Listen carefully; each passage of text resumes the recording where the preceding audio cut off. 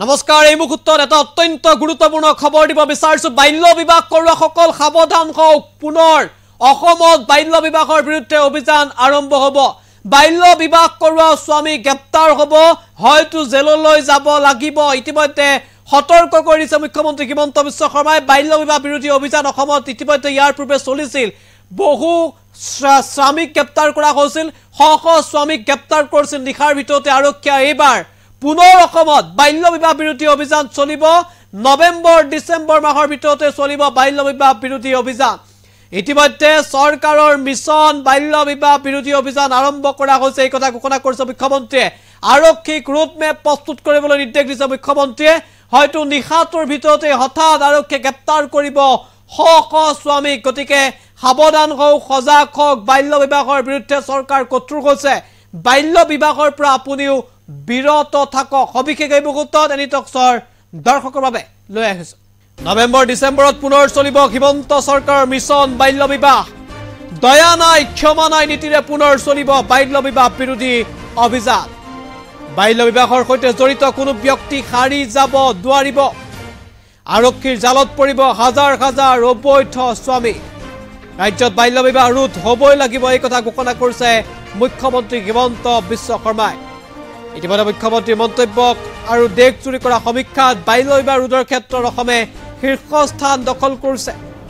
শূন্য সহনশীলতা নীতিৰে ৩০০০ৰ অধিক লোকক ইতিমধ্যে আটক কৰিছিল আৰক্ষীয়ে ২০২১ চনৰ পৰা বাল্য বিবাহ ৮১% হ্ৰাস পাইছে এই মন্তব্য কৰিছে মুখ্যমন্ত্ৰী হিমন্ত বিশ্ব শৰ্মাই মুঠতে বাল্য বিবাহ বিৰোধী অভিযান পুনৰ আৰম্ভ হ'ব ৰাজ্যত আৰু এই সন্দৰ্ভত মুখ্যমন্ত্ৰী হিমন্ত বিশ্ব শৰ্মাৰ মন্তব্য আমি আগবঢ়াইছো মই প্ৰতি ছমাহৰ মূৰে মূৰে চাইল্ড মেৰেজৰ লগত জড়িত লোকসকলক আমি গ্ৰেপ্তাৰ কৰোঁ আইনৰ ওচৰলৈ লৈ যাওঁ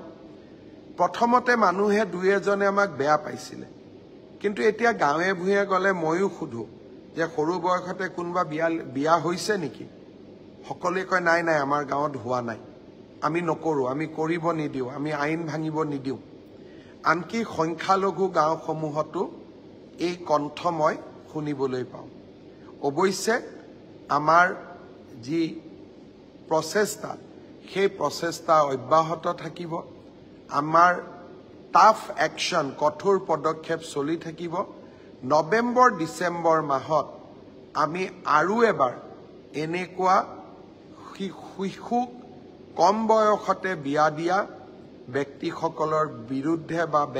বিয়া কৰোৱা ব্যক্তিসকলৰ বিৰুদ্ধে আমি আকৌ এবাৰ ব্যৱস্থা হাতত ল'ম মই ডিজিপি মহোদয়ক ইতিমধ্যে নিৰ্দেশ দিছোঁ যে প্ৰাথমিক সমীক্ষা আপুনি আৰম্ভ কৰক নৱেম্বৰ ডিসেম্বৰ মাহত আমি আৰু এবাৰ ব্যৱস্থা হাতত ল'ব লাগিব মই প্ৰতি ছমাহৰ মূৰে মূৰে চাইল্ড মেৰেজৰ লগত জড়িত লোকসকলক আমি গ্ৰেপ্তাৰ কৰোঁ আইনৰ ওচৰলৈ লৈ যাওঁ প্ৰথমতে মানুহে দুই এজনে আমাক বেয়া পাইছিলে কিন্তু এতিয়া গাঁৱে ভূঞে গ'লে ময়ো সুধো যে সৰু বয়সতে কোনোবা বিয়া হৈছে নেকি সকলোৱে কয় নাই নাই আমাৰ গাঁৱত হোৱা নাই আমি নকৰোঁ আমি কৰিব নিদিওঁ আমি আইন ভাঙিব নিদিওঁ আনকি সংখ্যালঘু গাঁওসমূহতো এই কণ্ঠ মই শুনিবলৈ পাওঁ অৱশ্যে আমাৰ যি প্ৰচেষ্টা সেই প্ৰচেষ্টা অব্যাহত থাকিব আমাৰ টাফ একশ্যন কঠোৰ পদক্ষেপ চলি থাকিব নৱেম্বৰ ডিসেম্বৰ মাহত আমি আৰু এবাৰ এনেকুৱা শিশু কম বয়সতে বিয়া দিয়া ব্যক্তিসকলৰ বিৰুদ্ধে বা বিয়া কৰোৱা ব্যক্তিসকলৰ বিৰুদ্ধে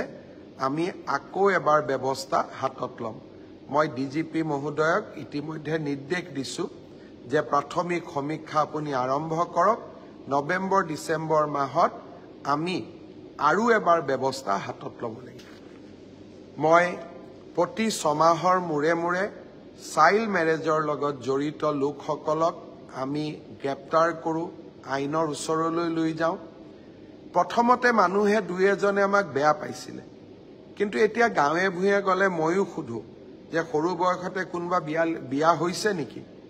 সকলোৱে কয় নাই নাই আমাৰ গাঁৱত হোৱা নাই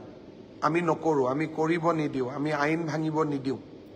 আনকি সংখ্যালঘু গাঁওসমূহতো এই কণ্ঠ মই শুনিবলৈ পাওঁ অৱশ্যে আমাৰ যি প্ৰচেষ্টা সেই প্ৰচেষ্টা অব্যাহত থাকিব আমাৰ টাফ একশ্যন কঠোৰ পদক্ষেপ চলি থাকিব নৱেম্বৰ ডিচেম্বৰ মাহত আমি আৰু এবাৰ এনেকুৱা শিশু কম বয়সতে বিয়া দিয়া ব্যক্তিসকলৰ বিৰুদ্ধে বা বিয়া কৰোৱা ব্যক্তিসকলৰ বিৰুদ্ধে আমি আকৌ এবাৰ ব্যৱস্থা হাতত ল'ম মই ডিজিপি মহোদয়ক ইতিমধ্যে নিৰ্দেশ দিছোঁ যে প্ৰাথমিক সমীক্ষা আপুনি আৰম্ভ কৰক নৱেম্বৰ ডিচেম্বৰ মাহত আমি আৰু এবাৰ ব্যৱস্থা হাতত ল'ব লাগিব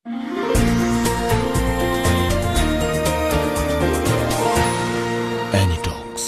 সতৰ বিপৰীতে ৰাইজৰ স্বাৰ্থত